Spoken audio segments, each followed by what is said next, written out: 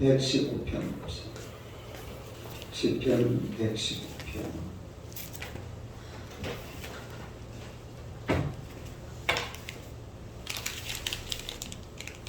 시편 119편 113절에서 120절까지 113절에서 120절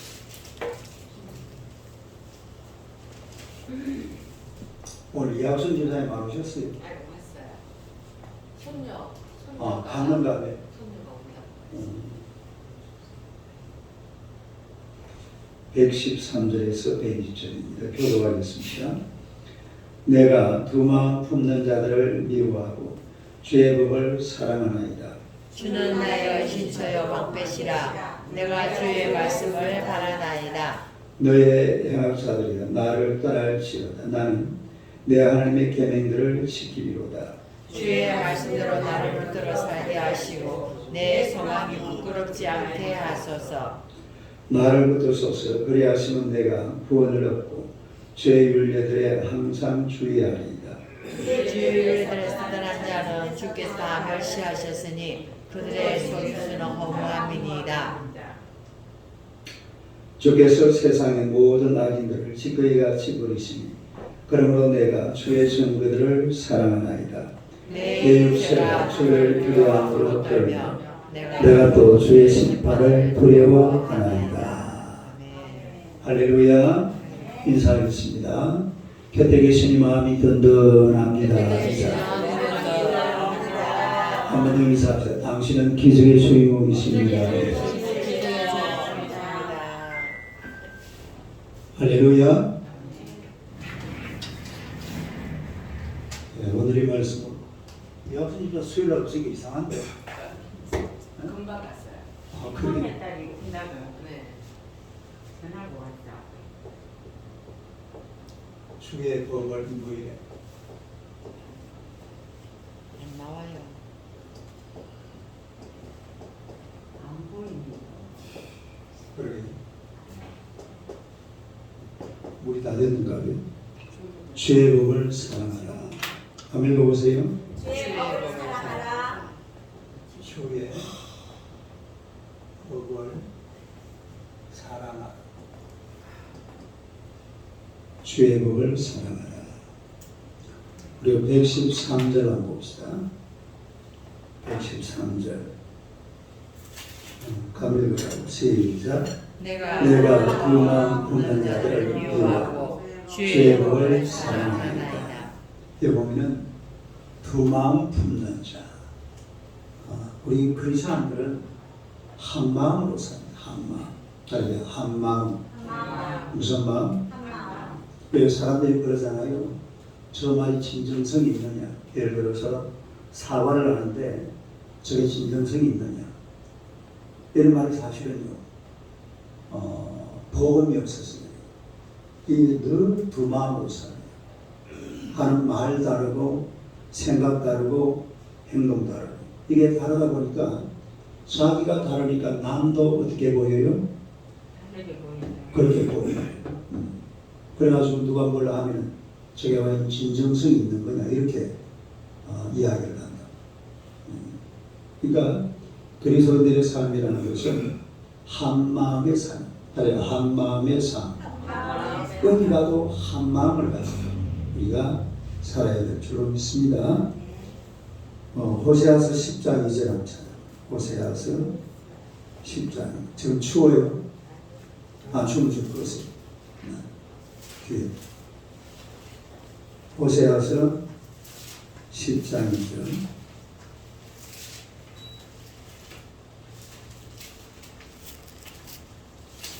호세아 10장 2절.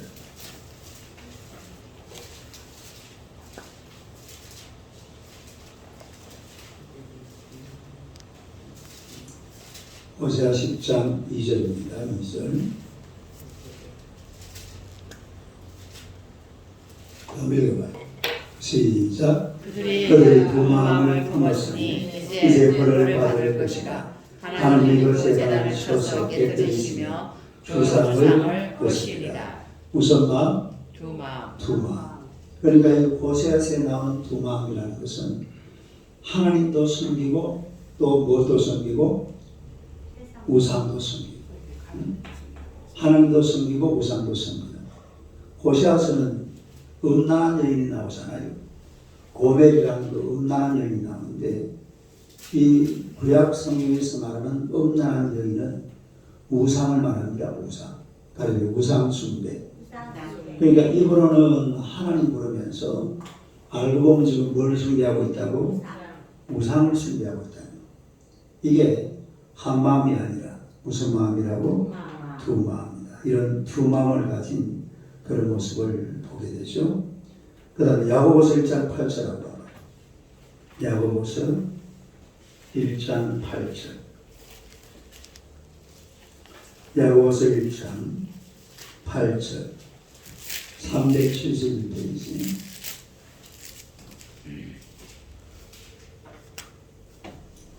야고보서 1장 8절 다 아세요? 네.